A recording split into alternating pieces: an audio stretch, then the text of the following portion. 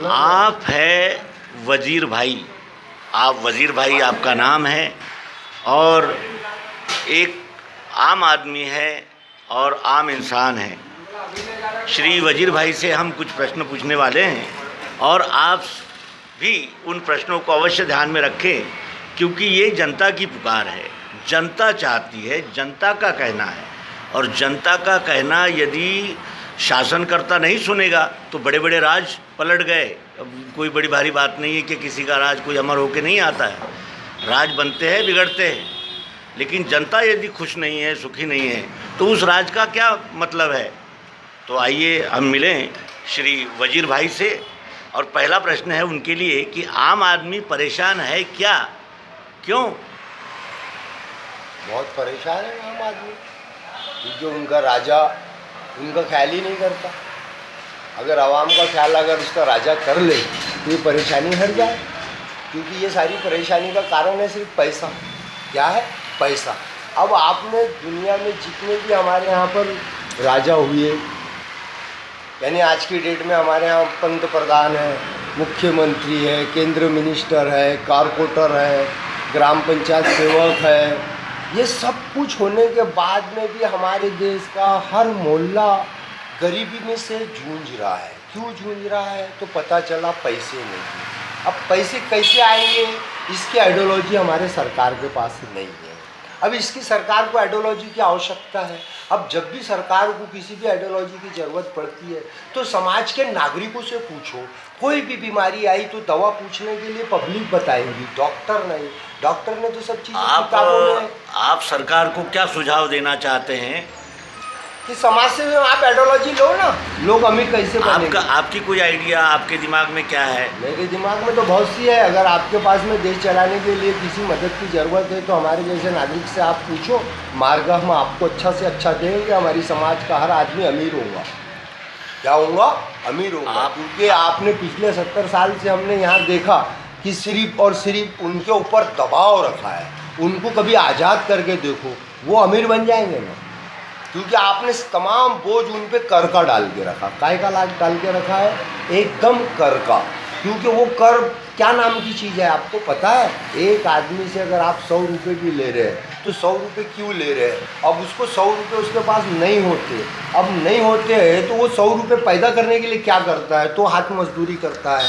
कोई आदमी के पास में इतनी शक्ति नहीं होती कि वो हाथ मजदूरी करे कैसी, क्योंकि आज मेरी उम्र 60 साल की हो गई है। मैं मार्केट के अंदर में हाथ मजदूरी करने भी नहीं जा सकता। तो फिर मैं अब कैसे 100 रुपये का कर्ज लौटाऊंगा? तो पता चला मैं मेरे बेटे को मांग रहा हूँ, तो मेरा बेटा भी बोलता है कि पापा मैं कैसे दूँ आपको 100 रुपये? आज मांग दूँगा, कल फिर मांगने आ जाओगे। क्योंकि ये समस्या तो आपके पीछे लगी है, गरीबी। तो अब ये गरीबी हटेंगी कल। तो गरीबी हटाने के लिए मेरे को मेरे हुकूमत के लोगों से शेयर करना पड़ेगा आइडियोलॉजी। उनको बताना पड़ेगा कि भाई हम लोगों को काम दो। काम कैसा दोगे आप? कौन सा काम दोगे? क्योंकि आपको कोई काम करना आता ही नहीं, सिर्फ कर लेना आता है। क्या लेना आता है? कर लेना आता है। और कर के नाम पे हम लोग दबते चले जा रहे हैं, दबते चले जा रहे हैं। कभी इलेक्ट्रिक बिल का कर आ जाता है, कभी घर टैक्स का कर आ जाता है, कभी रोड टैक्स का कर आ जाता है, कभी ज़मीन का टैक्स का कर आ जाता है। इस कर के बाद में हम लोग अभी जो बाइक पे चल रहे हैं वो बाइक का भी आपके पास इंश्योरेंस कर आ जाता है सर।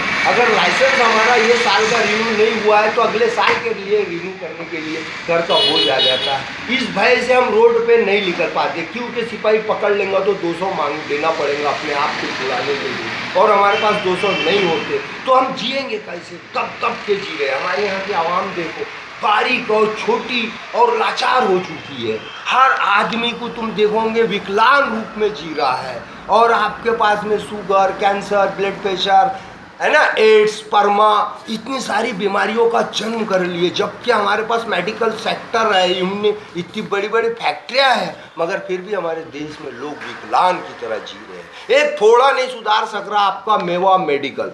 आपको याद है? कभी आप जाके देखो, मरीजों के पास फौज लगी हुई है पुलिस की। आपको पता है वहाँ खिदमत वाले लोग होना चाहिए, तो पुलिस की फौज लगी है। एक आदमी का काका बीमार रहता है, उसको मिलने उसका बेटा भी नहीं जा पाता है। आपको मालूम है क्या हो रहा है आपके जिले में? मालिक बन गए, संगठन बना चला रहे हो, पौधा ले लिए हो, खजाने भर लियो, सारे पावर्स ले लियो, मगर समाज के अंदर में कोई तो भी ऐसी इंसानियत आप में दिखाई दी कि यहाँ की आवाम को भूखी है, नंगी है, मजदूर है, कैसी है? क्या आपके लिए ही कमाएंगी क्या वो? बताइए। कम से कम आप राजा बने हो तो उनकी मदद करो यार।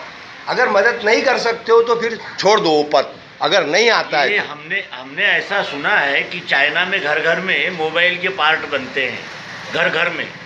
तो क्या ऐसा है भारत में नहीं हो सकता? अरे बाबा, भारत एक सोने की चिड़िया है। क्या है?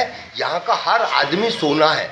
इसको जो चीज़ बनाता है वर्ल्ड की किसी भी कंट्री को बनाना नहीं आता मेरे भाइयों, याद रखो। यहाँ के कुछ नेताओं ने सिर्फ शिक्षा को मान दे के हमारा ज्ञान को छीन डाला। हमारे ज्ञान में वो पावर है कि हम हर चीज़ वर्ल्ड में भेज सकते हैं। आप हर चीज़ बाहर से लाके हमको बेचते हो और हमारे मेहनत का पैसा प्लास्टिक में खर्च हो जा रहा है, काय में वेस्ट हो जा रहा है। आपको पता है हम 70 साल से काम कर रहे फिर भी गरीब है। कल अगर काम पे नहीं जाएंगे तो खाना नहीं पकेगा हमारे घर, बीड़ी को पैसे नहीं रहेंगे, हमारे पास पेट्रोल के लिए पैसे नहीं रहेंगे, और ऊपर से आपका महीने का चार्ज हम पे लगा हुआ है। अगर एक महीना मोबाइल रिचार्ज नहीं करो तो बंद हो जाता है। क्यों? क्या वजह है? एक बार कनेक्शन ले लो, लाइफ भर तुमको हमारी कमाई का हिस्सा देते रहो। लाइफ टाइम के लिए सिम लेते हैं हम, और वो फिर इनकमिंग क्यों बंद कर देते हैं? वही तो हम तुमसे पूछना चाहते हैं सर। एक बार रेडियो ले लेता कंपनी से तो लॉन्ग लाइफ हो जाता है, उसका तो हमको चार्ज भरना ही नहीं पड़ता है, मगर आपकी जो भी चीज़ खरीदते हो उसका पूरा चार्ज भरना पड़ता है। और ये अनुमति देता है हमारा कलेक्टर, और ये हमारे यहाँ का मुख्यमंत्री। क्या हमारी समाज के पैसे का, मेहनत के पैसों का कोई वैल्यू नहीं है? इसका अर्थ यह है कि लूटमार चल रही है। अरे लूटमार का कोनो मैटर नहीं है सर, कम अकली का मैटर है सर। और अगर अहदे पे जो आदमी बैठा है उसको अपने देश के लिए अच्छा करना वो चाहता है, मगर उसके नीचे जो लोग हैं उनको आता ही नहीं। सिर्फ आपने क्या किया, रिश्वतखोरी। शिक्षा के पढ़े लिखे लोगों को कम अक्ल, रिश्वतखोरी का मैटर ही नहीं है सर। यहाँ रिश्वत का मैटर ही नहीं है, भ्रष्टाचार का मैटर है। कैसे कि आपने एक कानून यहाँ बना के रखा है, कर दो।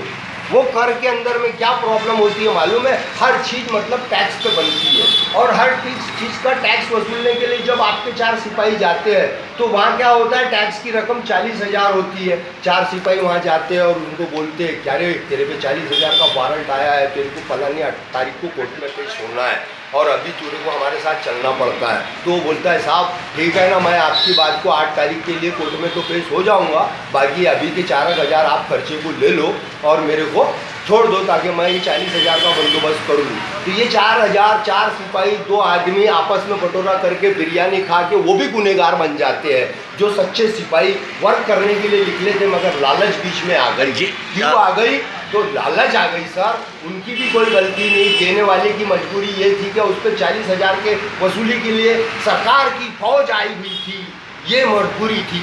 अच्छा, ये जिनके तरफ में करोड़ों रुपया टैक्स बाकी है उनको गवर्नमेंट कुछ नहीं कहती, और 10-20 हजार रुपये जिसके ऊपर है उसके ऊपर में कार्रवाई करती है। उसकी वजह होती है ना, जो आदमी लिंक जॉइंटिंग में लगा होता है वो जिस पे 40 करोड़ का खाता है वो गांडू मिनिस्ट्री से मिला हुआ है, वो मिनिस्ट्री से मिला हुआ है, मुख्यमंत्री से मिला हुआ है, केंद्र मिनिस्टर से मिला हुआ है, कई संस्थाओं से मिला हुआ है, कि बड़े पावरों से मिला हुआ है। जिन लोगों को वो भर्ती कराए हैं उन लोगों के अवधिदारों के दोस्त भाई में जॉइंट है।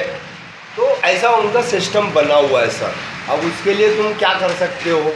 तो बोले तुम्हारे पास में अगर कुछ है तो तुम अपनी इंसानियत पेश करो, तुम्हारी आइडियोलॉजी पेश करो दुनिया में जिसको नहीं आता। इसलिए चाइना में घर घर में मोबाइल के पार्ट्स बनते हैं, जिससे उन्हें वहाँ काफ़ी रोजगार की निर्मित हो रही है। बरोबर। क्या ऐसा एक प्रयोग सरकार ने यहाँ करना चाहिए? अरे सरकार के पास में ये पावर ही नहीं है। क्यों नहीं है? क्योंकि इन्होंने एग्रीमेंट के अंदर में कोई कंपनी चलाने का पावर ही नहीं लिया। इनके पास में ऐसी कोई आइडियोलॉजी नहीं है। अगर ये समाज के अंदर आके बोले कि भाई आपको कुछ बनाना आता हो तो हमारे साथ मार्ग करो, तो हम लोग पूरी जनता उठ के आपके पास आ जाएंगे यार। क्योंकि यहाँ हर आदमी के पास एक कुदरती अकल दी हुई है।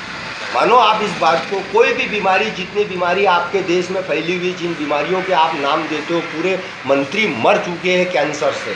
पिछले 70 साल से जो भी पद पे बैठे थे वो सब विकलांग रूप में आज जो जिंदे हैं वो बीमारी अवस्था में जी रहे हैं। क्या आप ये मानते हैं कि जैसी करनी वैसी भरनी? नहीं, कम अकली का कारण।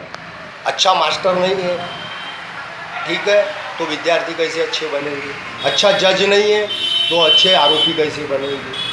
न्यायपालिका बरोबर रहेंगी, अच्छा मास्टर रहेगा, अच्छा कमिश्नर रहेगा, तो यहाँ ये सब बातें आएंगी। 5 लोग अपने ज़िले का कलेक्टर, जबकि हमारे यहाँ ऐसा है कि समाज की सेवा के लिए बना है, समाज के अंदर में क्या प्रॉब्लम है उसको समझना चाहिए। कमिश्नर साहब तो कर की ड्यूटियाँ संभाल रहे, सब अपना अपना पगार ले रहे हैं, बाकी कलेक्टर की नियुक्ति हमारे लिए हुई है, उन डिपार्टमेंट के अधिकारियों के लिए नहीं हुई है सर। वो कलेक्टर ने कभी आके हमसे पूछना चाहिए कि भाई समाज के अंदर में ऐसे सब लोग कहाँ गए हैं जिन लोगों के अकाल दौर में भी वो लोग उठ के मदद नहीं कर पा रहे।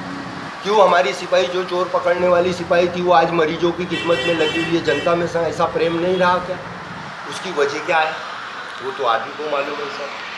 तो ये कैसा फैल रहा है, तो इसके लिए आपके पास क्या उपाय है? उपाय तो इतने सारे हैं सर। कभी आप लोग उन लोगों को रिस्पांस करके देखिए, रिस्पांस देके देखिए, आपको पूरा निर्णय मिलेगा। जैसा आप चाहते हो अपने भारत के विश्व तक पहचान बनाना, वो विश्व तक के वो बात पहुंच सकती है। क्योंकि अगर आपको कुछ अच्छा करना आएगा तो ही आपकी विश्व में पहचान होगी ना। क्योंकि आप तो मैंने पता ये चला कि सिर्फ बंडी का चक्का बनाते हो, आप दूसरा तो कुछ बनाना आया नहीं। टांगे पिछले 100 साल पहले हमने देखा था, इस जिले में 70 साल पहले चल रहे थे बाबा टांगे वाले, और उस पर बड़ा बड़ा रचना हुआ। जो आज मारुति का रूप था, आज मुख्य जानवर, यहाँ की आबादी बोले तो घर घर में धन पैदा होता है, घर घर में धन पैदा होता है। ये वो भारत है, समझे। पूरा वर्ल्ड यहाँ इसलिए आता है, काय के लिए आता है पूरा वर्ल्ड के यहाँ के सोने की चिड़िया को देखने। सोने की चिड़िया क्या है, तो यहाँ का आदमी सोने का है। क्यों कि उसको सब चीज़ बनाना आता है। जहाँ आप रहते हो वहाँ उसकी वैल्यू इसलिए नहीं है क्योंकि उस पर से आप कर लेते हो यार। अगर उससे उसको कर मुक्त कर दोगे ना तो वो आज़ाद हो जाएगा, ऐसा आज़ाद हो जाएगा कि आपसे फ्री हो जाएगा, और आपको भी उससे बात करने में तकलीफ नहीं जाएगी। वो आपसे आज डरता क्यों है? क्योंकि उसको लगता है कि यार ये मेरे से कुछ मांग लेगा। नेता साहब आए हैं मेरे घर में, पुलिस वाले साहब आए मेरे घर में, वकील साहब आए मेरे घर में, मास्टर साहब आए मेरे घर में। उनको ये भय लगा, क्योंकि मास्टर फीस मांगने आ जाता है यार, पुलिस वाला चालान मांगने आ जाता है, वकील केस लड़ने के पैसे मांगने आ जाता है, मास्टर अपने बच्चों की फीस मांगने आ जाता है। कैसा आदमी प्रेम करेगा आपसे?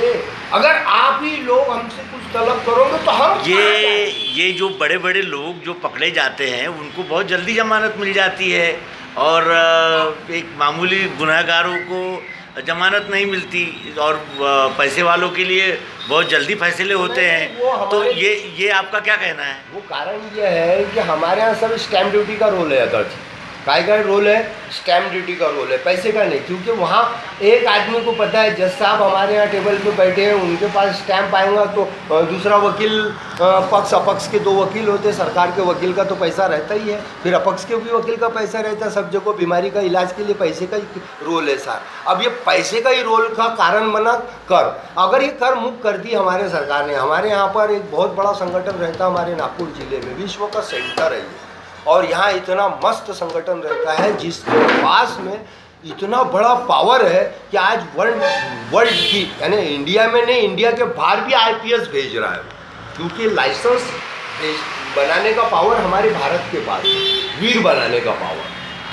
आप ये राज चलाने वालों को क्या सलाह देंगे?